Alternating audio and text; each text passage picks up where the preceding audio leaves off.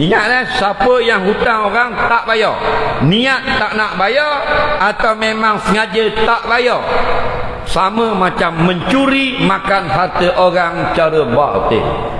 Amalan tidak diterima. Siapa? Orang yang berhutang sengaja tak mau bayar.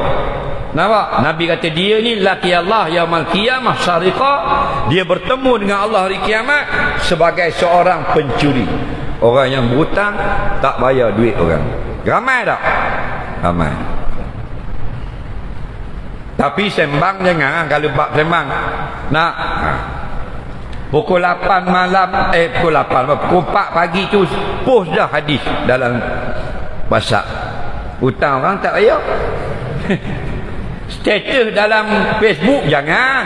Berkata Imam Ghazali, berkata Imam Syiri As-Saqati. Oh hebat status. Hutang tak bayar.